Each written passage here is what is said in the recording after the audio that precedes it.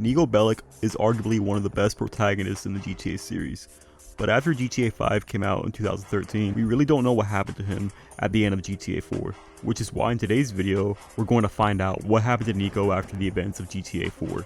Now, I wanted to get two things out of the way, Niko's LifeInvader page and the alleged wanted poster of Niko. Now, occasionally while playing as Michael in GTA 5 single player, you'll see Jimmy on his laptop, and if you look at his laptop screen, you can see that Jimmy's looking at a LifeInvader page belonging to Niko Bellic. Now, at first, there isn't a lot to make out of in this picture.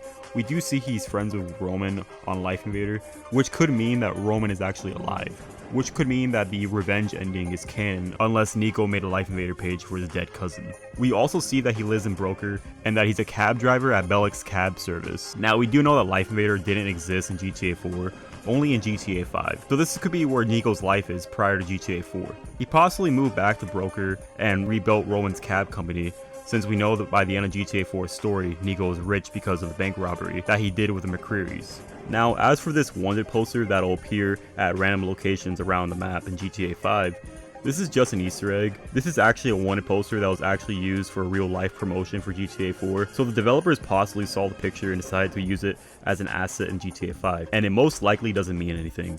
Now, there's two pieces of dialogue in GTA 5's story that directly references Niko. One with Lester during the jewelry store scope out mission, and one during the Paleto Bay heist if you hire Packie McCreary as a gunman.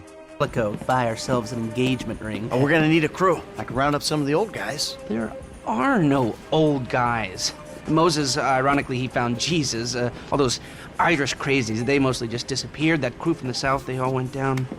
There was an Eastern European guy making moves in Liberty City, but he went quiet. So if we pick apart what Lester said, he said that the Irish crazies mostly disappeared, and that the group from the south, they all went down, and Niko went quiet. So I don't know if the Irish crazies Lester was talking about was the McCreary's, but them disappearing could mean that they got away from the criminal lifestyle. The group from the south that went down most likely means that they all got arrested and went to jail. And Niko going quiet wouldn't necessarily mean that he's in jail or dead. If that was the case, Lester would have said, oh, he went down too, implying that he went to jail. Or, yeah, he's dead too, never mind. If Niko was actually dead, Lester wouldn't even bring him up in the first place. He just said he went quiet. Niko going quiet most likely means that he retired from his life of crime. By the end of GTA 4's story, Niko is pretty rich, and he has multiple safe houses, and he didn't really have any reason to continue his life of crime, especially since his life of crime ended up killing somebody he loved, whether that being Kate or Roman. But with the looks of Niko's LifeInvader page, it's most likely that the revenge ending is the canon ending, and Roman's still alive. Some may argue that Niko is dead because of the dialogue with Packie during the Paleto Bay heist, saying that everybody from the Liberty City bank heist are all dead. But that's not what he said. You! Generic goon! What was your first bank score? You know what? My first job ain't that interesting. I think I was spotting for my brother's scores in junior high. What is interesting is my biggest job. The Bank of Liberty City. Ah, shit, yeah.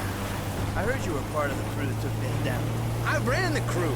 It was me, my brother Derek, God rest his soul, my pal Michael, God rest his soul, and another boy, Niko, who's probably dead too. They're all dead. Must have been jinxed, huh? All I know is I live to tell the tale. So Packie said that Derek and Michael are dead, definitely, and that Niko is probably dead. Keyword being probably.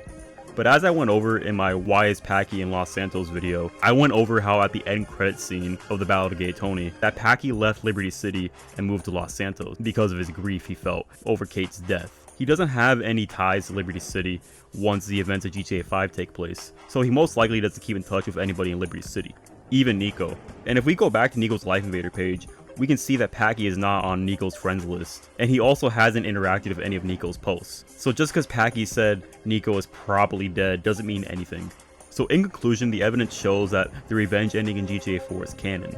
Lester saying that Niko went quiet most likely means that Niko retired from his life of crime, which would most likely have been the case after the events of GTA 4, considering that Niko's life of crime ended up getting either Roman or Kate killed. But assuming the revenge ending is canon, according to his LifeInvader page, he most likely bought a penthouse in Broker and co-owns Roman's taxi service company. But those are my ideas of what I believe happened to Niko after the events of GTA 4. If you guys did go enjoy this video, found it entertaining, like and a comment would be appreciated. Let me know down in the comment section below what you guys believe happened to Niko after the events of GTA 4, and maybe we might even see Niko in GTA 6. But yeah, with all that out of the way, I'll see you guys in the next video. Take care, everybody.